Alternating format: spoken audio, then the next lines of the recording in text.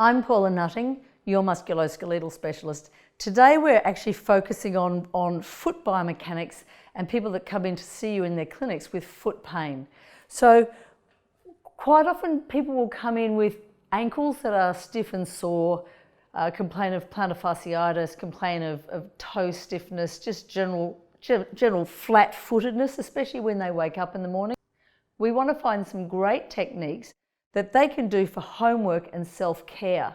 So this position to start with is quite often what you'll see someone come into your clinic, but we want to actually be able to lengthen the muscle group we talk of, which is our tibialis anterior. It's the muscle group that runs along the front of your shin, and it comes in and attaches at the medial, so that medial portion of your cuneiform cuboid group.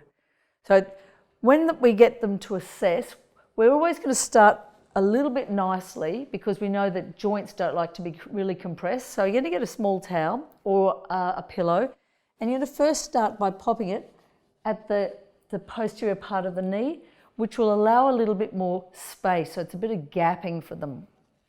The next thing we're going to do is we're going to take a towel, and it can be anything from a small towel to a larger one, depending on their range of movement. And we're going to get it underneath to support the ankles. So now I'm going to get you, Liana, can you come down into your toes? So down, and then what we're looking at is how much movement or gap we've got through here. So if she's really tight through the shins, I know I'm going to have to do some strip work on them. But right now, just being able to rest into that pose is all we want her to do.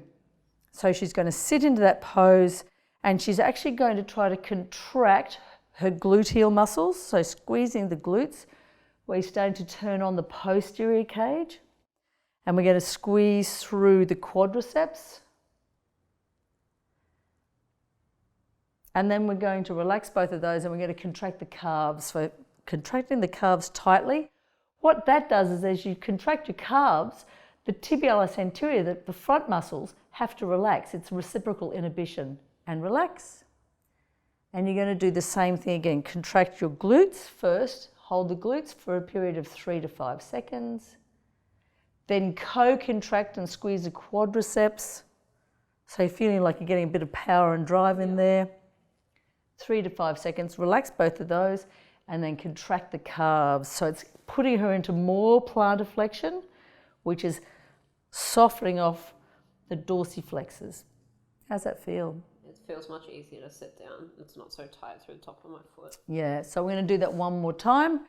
We're going to relax the calves. We're going to squeeze the glutes. Really feel that power in there. Mm-hmm. Now co-contract the quadriceps, so really getting big quad contraction. And relax them, hard to co-contract a little bit. Yeah. And now we're going to squeeze the gastrocs and soleus, so squeeze the calf muscles. The body's so clever, we know that reciprocal inhibition is you're going to be able to have to force one muscle to relax and relax them. It actually feels easier to tense everything too the more we do it. Yeah, so we're teaching the body to work the muscles the way they're supposed to be. Don't be lazy, don't be flaccid. The stronger you are, the longer you'll live, and the brighter you'll feel during your day. That's what we're really needing to focus on. So you've got probably 100 different tibialis anterior techniques that you can use, but this one is one that they can use at home. I'm Paula Nutting, your musculoskeletal specialist.